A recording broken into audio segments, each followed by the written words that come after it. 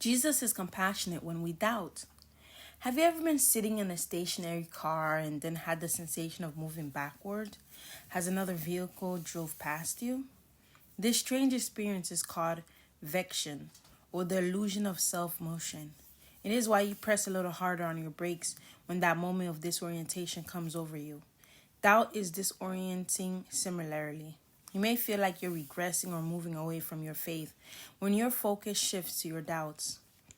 Having doubts doesn't mean you're walking away from Jesus. It doesn't mean that Jesus is walking away from you. Jesus draws near to us in our doubts. He has deep compassion for those who do doubt. Thomas, one of Jesus' 12 disciples, is often called Doubting Thomas. This is because of the moment of doubt he had after Jesus rose from the dead.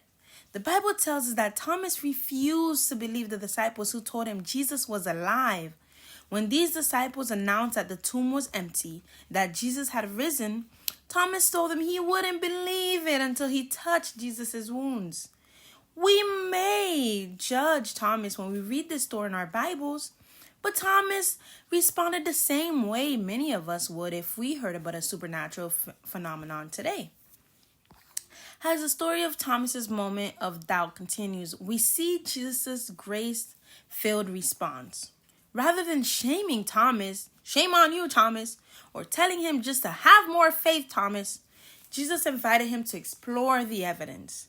He allowed Thomas to touch the scars on his hands inside so that Thomas could see, feel, and believe. Jesus was compassionate towards Thomas. He met him in his doubt.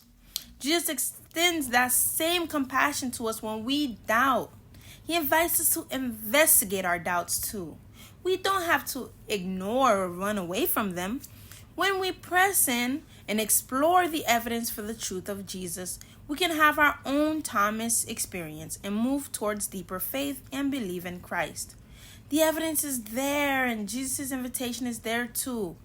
Don't let doubt draw you away. Lean in and see the truth for yourself. Thought of the day. What a comfort it is to know that Jesus draws near to his doubting disciples. I don't have to retreat in my doubt. Jesus invites me to lean in with my doubts and explore my uncertainties in the security of his unending compassion and grace.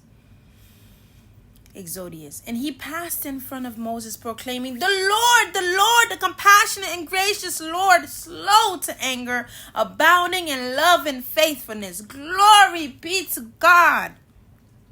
Jude 1. Be merciful to those who doubt. John 20. Now Thomas, also known as Didymus, one of the 12, was not with the disciples when Jesus came. So the other disciples told him, we have seen the Lord.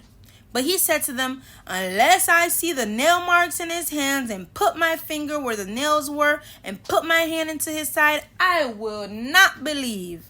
A week later, his disciples were in the house again. Thomas was with them. Though the doors were locked, Jesus came and stood among them and said, peace be with you. Then he said to Thomas, put your finger here. See my hands. Reach out your hand and put it into my side. Stop doubting and believe. Thomas said to him, my Lord and my God.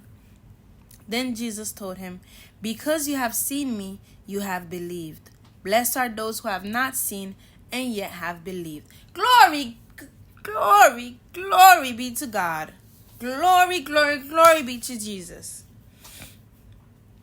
And that, my friends, is how you combat doubt. Until next time.